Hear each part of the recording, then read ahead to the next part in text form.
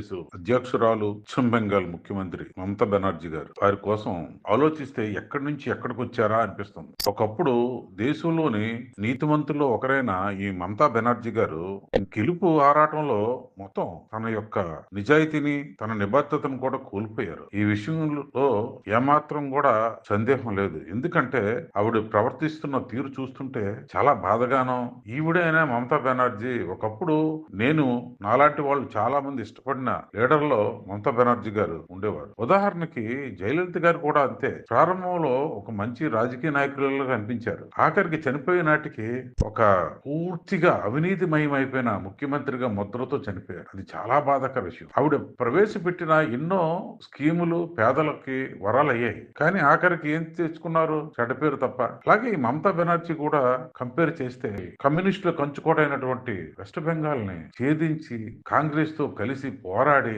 తద్వారా అందరినీ ఎదిరించి వెస్ట్ బెంగాల్ లాంటి రాష్ట్రానికి అంటే ఆల్మోస్ట్ మీకు చెప్పాలంటే ఈస్ట్ ఇండియా వైపు ఉన్న అత్యంత పెద్ద రాష్ట్రం వెస్ట్ బెంగాలే. అటువంటి వెస్ట్ బెంగాల్ కి ముఖ్యమంత్రి అవడం ఆవిడకి దేవుడిచ్చిన వరం. కానీ అవన్నీ మర్చిపోయి గెలుపు పోరాటంలో గెలుపు ఆరాటంలో ఎన్ని నీతిమాలిన చర్యలకు పాల్పడ్డారో, ఎన్ని నీతిమాలిన చర్యలు చేసినటువంటి వ్యక్తులకు కొమ్ము కాశారో తలంచుకుంటే చాలా బాధాకరంగా ఉంటుంది. ఆవిడ గెలిచింది వెస్ట్ బెంగాల్ ఓటర్లు. అంటే వెస్ట్ బెంగాల్ ఓటర్లో అత్యధికం హిందువులు. ఆఖరికి ఆ హిందువులకు వ్యతిరేకంగా ఎన్ని పనులు చేశారో చాలా బాధాకరం. ఈ రోజు కూడా ఆవిడ ప్రవర్తిస్తున్న తీరు చూస్తుంటే ఈవిడేనా మన మమతా బెనర్జీ గారు, ఈవిడనే మనం మంచి నాయకురాలుగా అనుకున్నామని అనిపిస్తుంది, బాధ అనిపిస్తుంది. మరి ముఖ్యంగా ఆవిడ కొన్ని వర్గాలకి కొమ్ము కాస్తున్న తీరు మాత్రం ఎంతైనా క్షమించరాని నేరం. ఆ వ్యక్తి ఇంకా రాజకీయాలకి అర్హురాలు కారు. ఎందుకంటే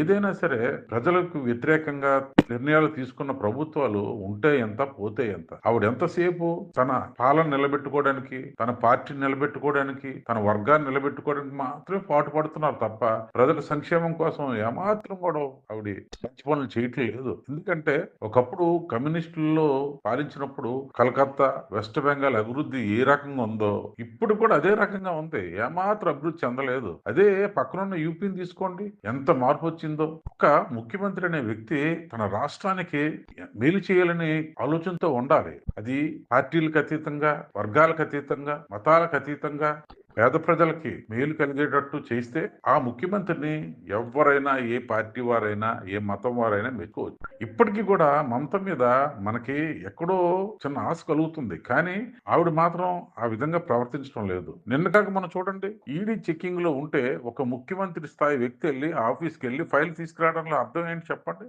ఏమనంటే నా ఆఫీసు లేదంటే నా పార్టీ తగ్గ నా అభ్యర్థుల లిస్ట్ ని నేను తెచ్చుకున్నా అంటున్నారు. ఓకే, పార్టీ తాలూకా అభ్యర్థుల లిస్ట్ తెచ్చుకున్నంత మాత్రాన్ని ఈవిడికి వచ్చిన నష్టం ఏంటండి? ఇవాళ కాదు రేపు కాదు తెలియటండి సార్, పార్టీ సభ్యులు అనౌన్స్ చేస్తారు కదా. ఇవన్నీ వంకలు, ఎన్నో స్కాములు, ఎన్నో స్కీములు సిబిఐ కోర్టుల్లోనూ ఈడీ కోర్టులోనూ నలిగిపోతున్నాయి.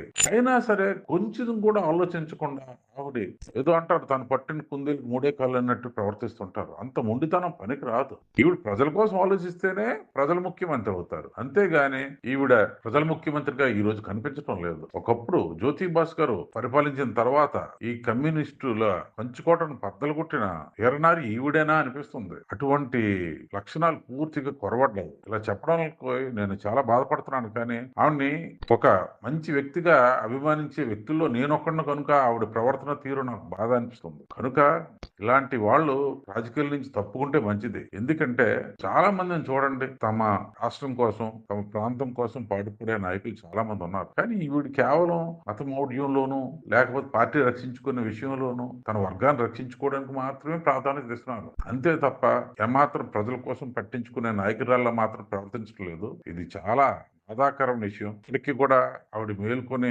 తన యొక్క రాష్ట్రం అభివృద్ధి కోసం ఆలోచిస్తే మాత్రం బాగుంటది. ఇంతకన్నా ఒక మంచి నాయకురాలుగా అభిమానించే నేను ఆవిడ కోసం చెప్పలేకపోతున్నాను. మీకు ఈ విశ్లేషణ నచ్చినట్టయితే షేర్ చేయండి, కామెంట్ చేయండి, సబ్స్క్రైబ్ చేయండి. మీ జనార్దన్, మై మీడియా.